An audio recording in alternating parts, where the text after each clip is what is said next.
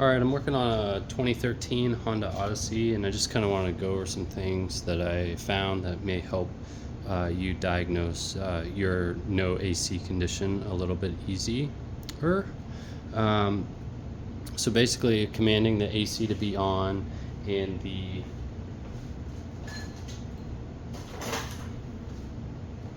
when I did that, heard the click, so the relay was clicking.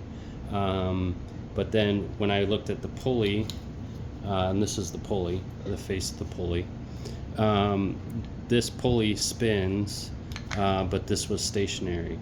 This is connected to the compressor. It's keyed into the compressor, and if this isn't spinning, the compressor isn't spinning, even if the pulley spins. So basically, behind this pulley is a field coil or a magnet that sucks this friction surface into the pulley, and then these spin as one. So when I looked down and I saw that the pulley wasn't, the hub to the pulley wasn't spinning with the pulley, I knew that the compressor wasn't spinning. So first thing I go to, it can do that for a variety of reasons. It can be low pressure, so a low pressure cutout switch will prevent the pulley, for the AC compressor, from turning on, so it doesn't burn up the AC compressor. It can also be electrical. The computer can be preventing the electric signal from being sent down to the compressor. It can be a blown fuse, so no power even if it's being commanded. The other thing it can be a bad field coil. So the quick way I kind of troubleshoot this was look at the relay. So this cover here, not all cars are this nice, but you have the little AC symbol right here into that relay. You also have the front, so sometimes when you pull these covers, it can be kind of like a mirror image, or it can be the actual image, or it can be the image printed on the front, like if it was printed on the front, so it'd be kind of mirrored essentially. But this gives you a nice little front of the vehicle here, and you kind of just have to match up everything. But so this is the little AC symbol. They have the little AC symbol with the radiator fan or radiator symbol here, so this is for the evaporator, condenser fan. So this the driver's side or fan relay. And then here you have 7.5 amp for MG clutch, which is the magnetic clutch, which is this power that feeds that right there. So basically I just pulled the relay out. I have a power probe, so just looking at a relay I can kind of tell what is the commanded side and what is the load side. So if you look at the relay here, these two silver pins are smaller and thinner than the copper pins. So basically the computer controls one side of this, and then the other side is ground or whatever, however your computer controls it. But computer will command this closed, then the relay will latch, and then it'll connect these two pins together. So for me, I just you can use a voltmeter, you don't have to use a power probe. With the AC on, I touch both sides of this and see which side has power, and then the other side should show up as a ground. Let's see if I can do. You can't really see that. Can you see this? Yeah, so that green light right there that's showing up, this isn't super great, but just tells me that it's seeing ground. And then with this I can also send 12 volts, or I can ground. So I can send 12 volts down to the other side, which because I looked at the wiring diagram, I know that this goes straight to the coil. So if I send 12 volts on the load side of the relay, it should engage the coil. Did that? No. I got power, so that means that the computer is commanding power on. I got the power on this side, so because there's power here, I know that the computer's trying to close this relay, and the computer doesn't see an issue with the AC system. And I had power on one of this side, so I knew the fuse to this is good. When I sent power down there, nothing happened. So basically that kind of leaves a broken wire between this relay and the actual field coil, or the field coil is bad, or the field coil is good, but the ground side of the field coil can also be bad. With this vehicle, there's actually two connectors.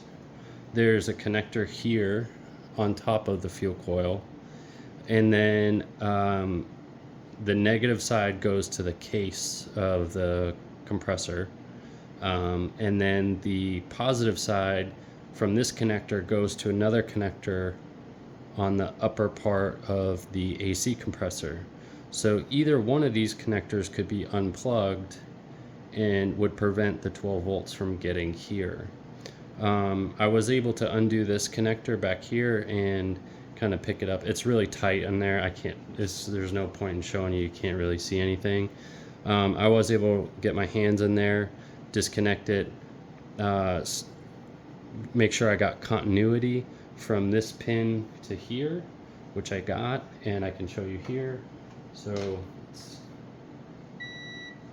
basically that beep noise, I have the negative side of this stuck into the positive feed to the field coil, and this is the positive side of the relay here. So I know that the wire is at least has continuity. That wire may be frayed and it can't handle the load that's going down there, but that's kind of a unique situation that is definitely possible, but it's also more common up north with rust and corrosion. So because I know that there's continuity all the way to this pin, I know that I'm getting power here. The last test to check to make sure that the field coil is actually bad and I'm not getting, and I don't just have a bad ground from the field coil, is you measure the ohms of resistance between these two pins. So you should get continuity and you should get a ohm reading between these two. So when I did that, when I stuck the positive negative lead here, changed my voltmeter to ohms, I got an open circuit. And you can test your new field coil and you should get like 3.6, 3.5 ohms resistance there. So that way I know 100% that this field coil is bad. It's not a wire issue, it's not a command issue, and I know it's not a low pressure issue, at least with the system static. I know 100% that this is at least one of the problems in the AC system. So other thing it could happen, this coil is bad, but let's say you're really low on refrigerant, you put the new coil in, as soon as the system turns on, because you have low refrigerant, the pressure goes below the low pressure cutout, and then the computer will shut off the compressor because of that. But that means that you have a leak, or your system's really old and you've just lost refrigerant over time, and that you need to properly fill this AC system to the weight of the sticker that's on the vehicle. Do not fill it by pressure. And that's just some small overview. I also did this clutch in the car. I got it out. I haven't finished it yet, but so basically we'll just pretend if we're looking at the face of the clutch here, this snap ring that holds this clutch in, this is the hardest snap ring to get out, was facing the very front of the car. So if this is the bottom of the car down here, this is the front of the car, this is the top of the car, the engine bay here. There's no way with the subframe and the bolts that are under there that you can get a pair of pliers in there. So what I did was, I have a radiator tool like this. You can use a flathead screwdriver or whatever tool you can get in there. I was actually able to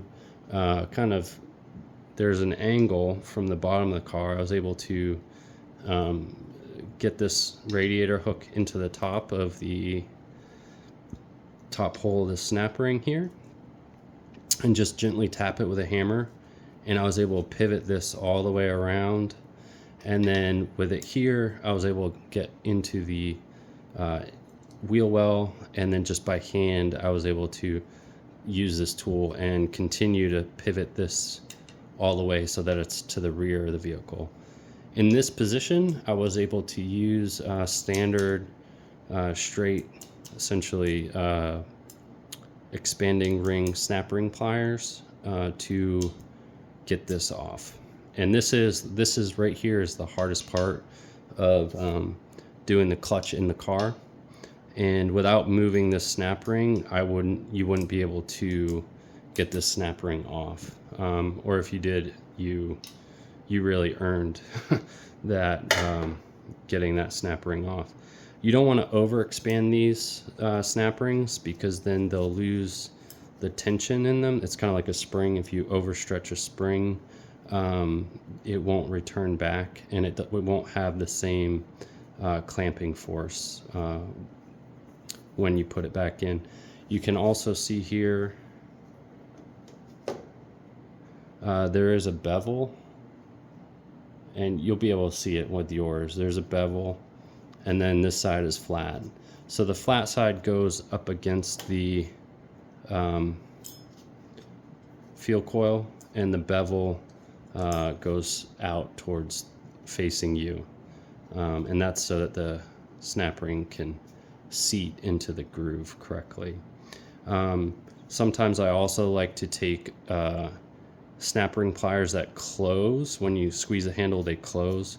Or you can take a flathead screwdriver and you can kind of twist from the outside circumference to the face of the snap ring coil, or the snap ring, and you just twist, and you're just trying to close in the snap ring so that it's fully seated and not partially seated in the groove. And that just makes sure that the snap ring's not going to pop out under vibration or anything like that, and that it's in the correct position. So I believe this car had the leaking spool valve, had it for quite a while, destroyed the alternator, and then also I think this fuel coil was kind of one of the other things that got destroyed by the being soaked in the oil. Age also was part of it, but the oil is not good for this. So if you do have a leaking spool valve, take care of that, because the alternator is expensive. It's easy if you're a DIY mechanic to replace it, but if you go to a shop, they're going to charge you quite a bit, and then a shop will charge you quite a bit to do this job as well. And they may even remove the compressor and drain the AC and kind of charge you up the wazoo for all of that. So just want to go over those little tips and tricks for you guys. Hope that helps your diagnostic journey. The other thing that you can do too, let's see if you're still here. Basically, you can test continuity of the power side of the circuit. So basically, the left side of the fuse, this is where the fuse is located. Let's see if I can get you a little bit better here.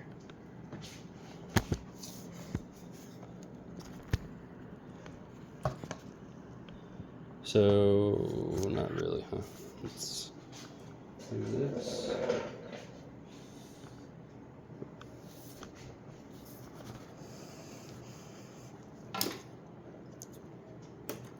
So the left side of the fuse is constant power. The right side is what goes out to the relay. So the left side of this should have continuity to, let's see, the very front side of the relay. So this pin here has continuity to the fuse. And then this side of the relay, the inner copper lug here, should have continuity from here all the way down to the connector that connects into the fuel coil. And that would be this right side is the power side, the left side is the ground side. So hope that helps. It's not everything, but that's a good basic overview. If you have questions, I'll answer them the best that I can. Put them in the comments. Don't feel like you need a power probe. You can use a multimeter with no problem, and these are really useful by themselves. So with that, I'll end the video here, and any questions, put them down in the comments. Thanks.